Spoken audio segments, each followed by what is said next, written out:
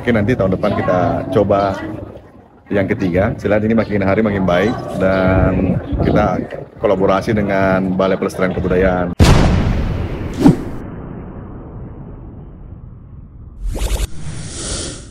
Assalamualaikum warahmatullahi wabarakatuh. Bertemu lagi bersama kami di Mungkar Channel, dan sekarang ini kita berada di Naga Wulang Cenrana dalam kegiatan atau peringatan HAUL ke-309 Lapatau Matanatika.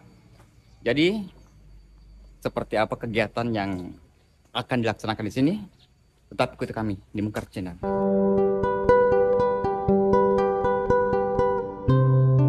Di kesempatan kali ini, Sabtu 16 September 2023, kami berada di Desa Naga Uleng, Kecamatan Cenrana, dalam rangka peringatan HAUL 309 tahun pasca mangkatnya Raja Boni ke-16 Lapatau Matanatika Petamatin Roy Naga Uleng.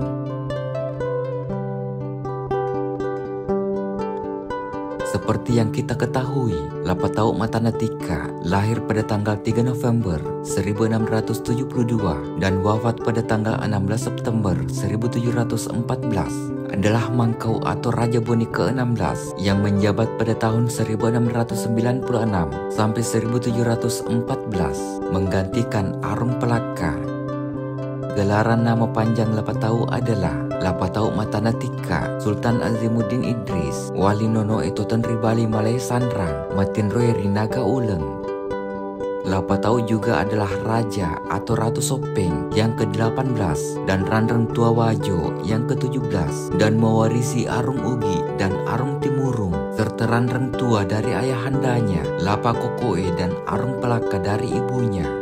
Neneknya adalah Siti Hadijah Isadale Arung Pugi Padan Rentua yang ke-15 dan kakeknya adalah Lama Daremeng Opunda Pakokoe Arung Timurung Arung Pelaka Raja atau Mangkau Boni yang ke-13 1631 sampai 1644. Selain sebagai raja, Lapatau juga tampil sebagai sosok yang menguatkan praktik syariat Islam yang ketat di Sulawesi Selatan. Dan beliau juga memiliki pemeran utama terbaik yang menjadi simpul dalam gerakan Sompulolo Sempugi atau penyatuan genealogis antara bangsawan Bugis, Makassar, dan Mandar di Sulawesi Selatan pada abad ke-18.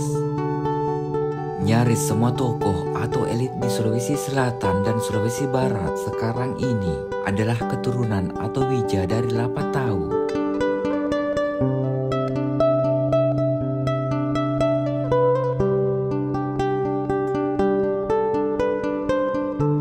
Di Kumbang ini bukan hanya makam Raja Boni ke-16 Lapatau Matanatika, akan tetapi banyak juga makam-makam yang lain seperti makam istri-istri beliau dan beberapa makam lain yang pastinya makam orang-orang yang sangat berperan penting pada masa pemerintahan beliau Lapatau Matanatika.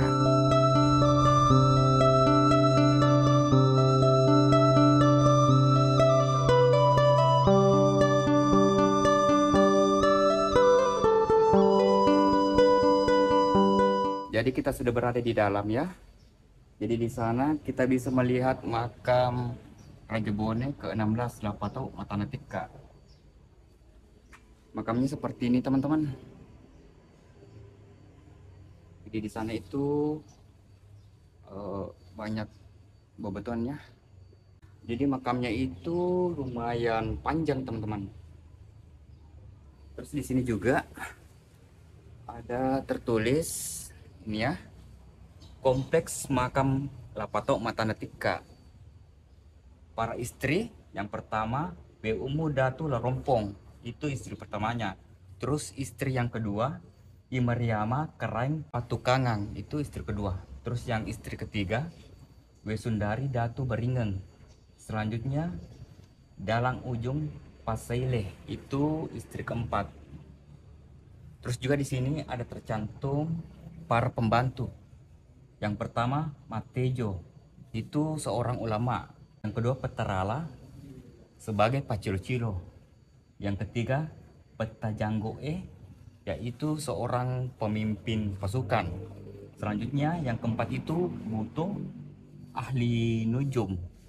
Selanjutnya yang kelima Lama Gelatung, beliau merupakan cucunya.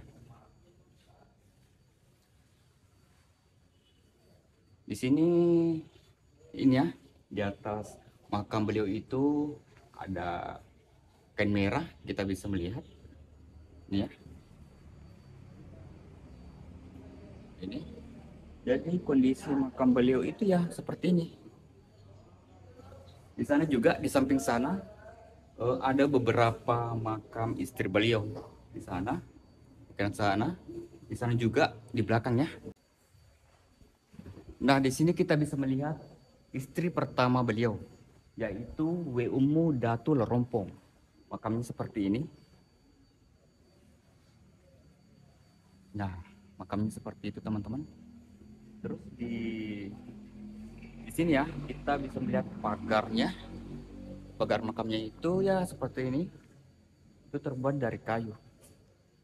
Kemudian di dalamnya itu hanya terdapat bebatuan seperti ini teman-teman. Itu ya. Selanjutnya kita ke makam istri kedua beliau. Di sana.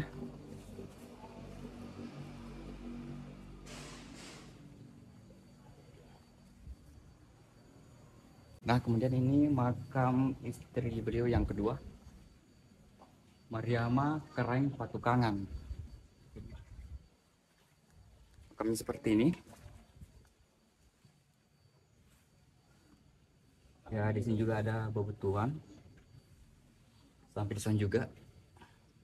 Ya, makamnya itu lumayan panjang juga ya teman-teman ya. Itu kisaran 2 meter. Di sini juga ada rumah-rumahnya terbuat dari kayu. Kemudian istri ketiga beliau, Wesundari Datu Beringan. Makamnya seperti ini. Sama seperti makam yang lain, hanya ada batu di tengah. Gitu. Ya, ini seperti ini. Kemudian kita ke makam beliau, maksud saya makam istri beliau yang keempat ini. Nah, ini dia, namanya itu Dalang Ujung Pasaileh. Ini istri keempat beliau. Ya, makamnya seperti ini. Tapi ini teman-temannya, ini beda daripada istri-istri beliau yang lain. Kalau ini menggunakan nisan terbuat dari kayu teman-teman. Itu ya, itu terbuat dari kayu, kemudian dipagari dengan kayu juga teman-teman. Semua itu kayu. Nah, kita bisa lihat, itu kan.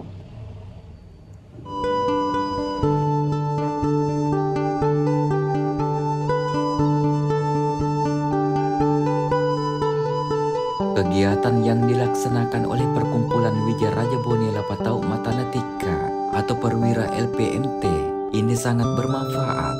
Di samping ziarah makam leluhur, juga sebagai ajang silaturahmi sesama Wija, baik Wija yang berdomisili di Kabupaten Bone maupun di luar Kabupaten Bone.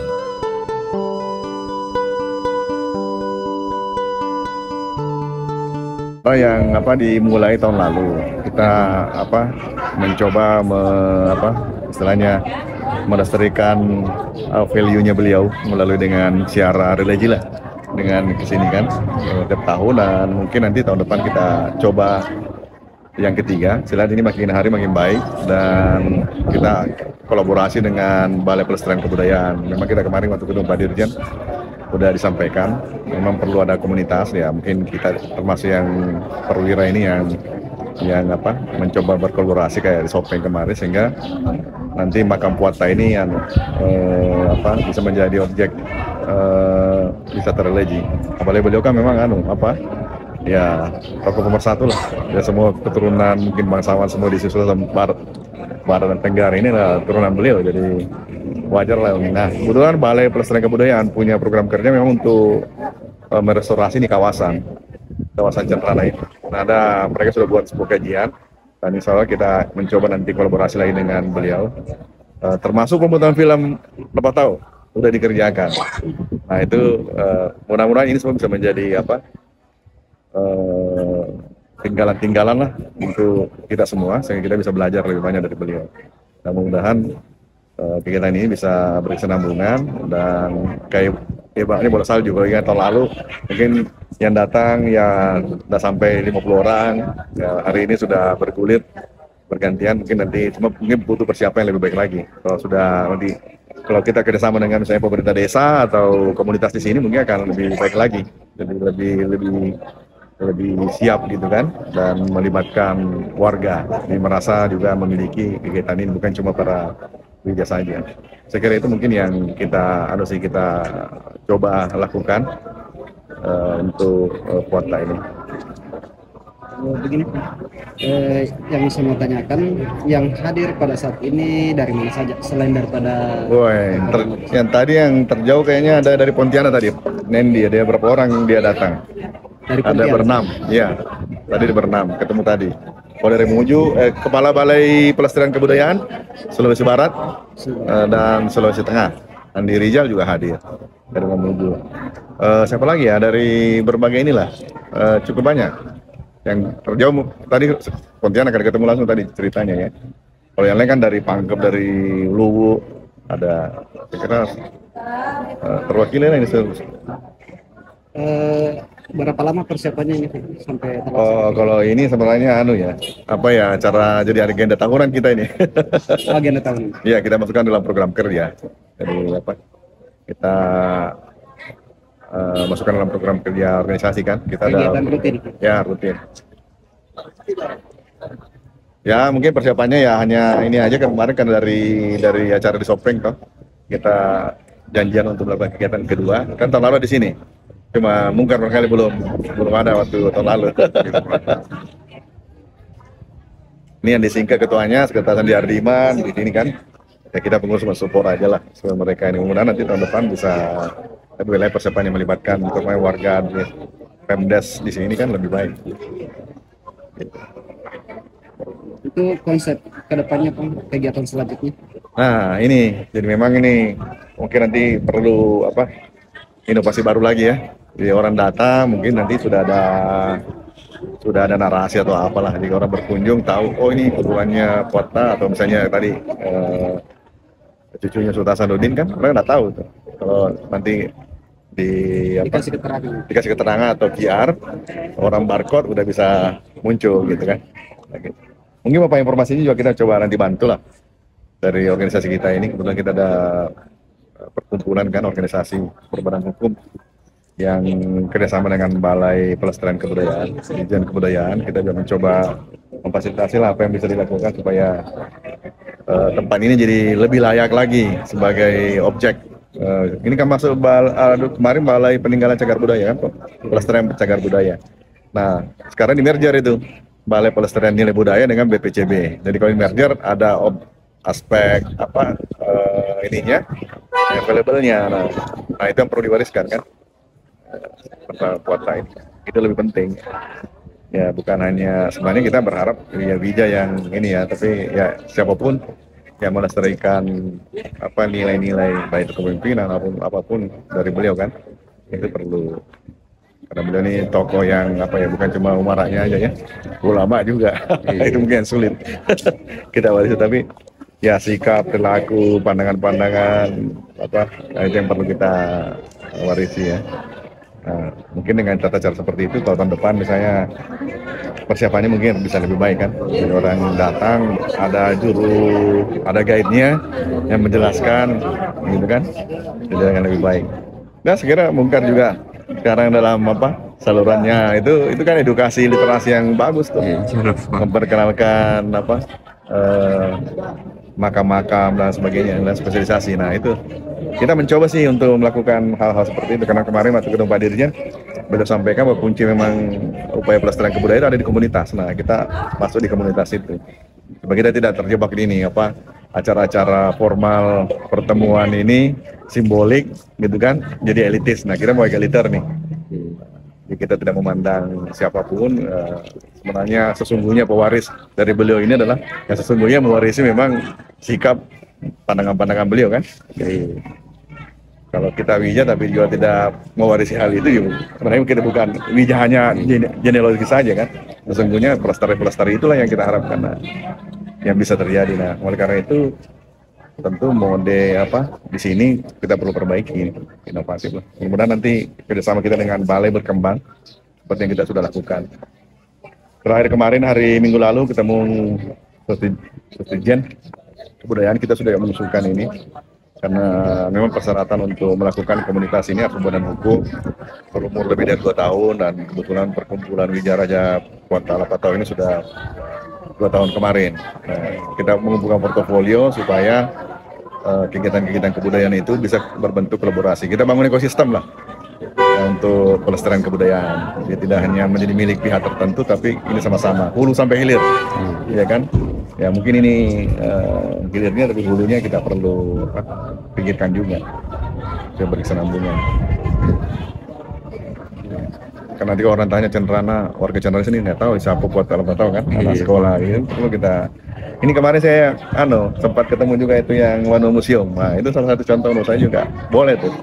Kita dengan cara begitu membuat VR, kita masukkan kontennya, nanti disesuaikan ke sekolah-sekolah. Saya nggak yakin juga seperti di sini kan, dari TK, dari SD di sini kalau itu bisa lewat media itu sangat. Kalau kita orang dewasa ya cukup lihat salurannya Mungkar kan. Tapi yang anak-anak ini, nah itu. Tadi salah satu contohnya Pontianak atau tadi bercerita tentang ini kan, karena mereka ada salah satunya fasih berbahasa Bugis, ada enggak. Nah contohnya mereka ingin sekali banyak tahu tentang ini, tapi ya sarananya terbatas kan. Ya saya bilang lihat aja salurannya Mungkar. Ya kita semua bekerja lah untuk memajukan kebudayaan kita ini kan. Kalau lihat Undang-Undang Nomor 5 2017 ada 10 objek pemujaan kebudayaan. Ya kita sebaiknya ya melestarikan ke semuanya lah, bukan hanya manuskrip tapi ritus. Mungkin juga penting pengetahuan tradisional. Termasuk misalnya tadi kan kita selama ini belajar kepemimpinan dari buku-buku Eropa tentang, padahal sebenarnya Kuarta ini sudah menjelaskan beberapa dari buku hariannya, kita bisa baca banyak hal di situ. Nah itulah salah satu yang kita perlu pikirkan. Jadi setelah di sini kita ke mana lagi nih? Oh ini ke Rujab nih, nanti ada tausiah, mungkin nanti kita minta nanti para penceramahnya ini membawakan juga tentang puasa, tidak hanya sekedar di sisi ulamanya, ya, umaraknya juga nanti. Kalau makam orang tuanya? Oh, nah ini yang ibunya kan yang di sini. Ya. Kemarin kan baru di Cagar juga sudah datang untuk Cagar Budaya. Balai Pak Ako ya sudah datang juga untuk. Ya kita dorong lah. Nanti kalau kalian juga Mungkar dan kawan-kawan juga bisa berikan info-info data kita, nanti kita suplai lagi ke balai. Siap. Untuk mereka datang untuk memperhatikan ada hal. Kayak kemarin ini di Babang Uwai. Kemarin waktu sempat mampir itu tahun lalu. Kan banyak itu motif nisan yang unik tuh. Ada berbentuk kepala, ada yang ini kan macam-macam lah.